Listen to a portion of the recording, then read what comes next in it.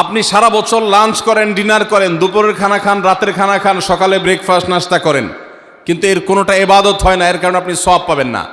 কিন্তু রমজান মাসে ভোর রাতে ঘুম থেকে উঠে যে আপনি খাবার খাবেন, এই খাবার খাওয়ার জন্য যে উঠলেন এবং খাইলেন, এর কারণে আপনার অ্যাকাউন্টে আপনার আমলনামা আল্লাহ তাআলা সওয়াব জমা করে দিবেন, আপনি রিওয়ার্ড পাবেন, বিনিময় পাবেন। কেন?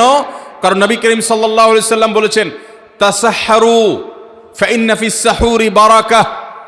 তোমরা সাহারির খাবার খাবে ভোর রাতে, রোজার মাসে রোজা রাখতে গিয়ে সাহারির খাবার খাবে। কেন? কারণ সাহারির যে খানা, এই খানাতে আল্লাহ তাআলা বরকত রেখেছেন।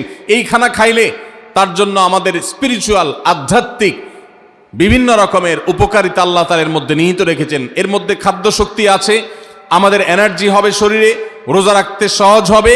এর পাশাপাশি সাহারির খাবারে আলাদা একটা বরকত আছে, শেফা, বহুবিধ উপকারিতা আমাদের শরীরের, আমাদের মনের জন্য আল্লাহ তাআলা রেখেছেন। এই জন্য সাহারি খাওয়াটা আলাদা একটা ইবাদত।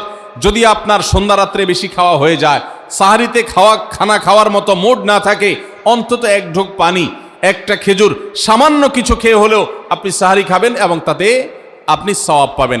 কোনো কারণে যদি সাহারি খেতে না পারেন,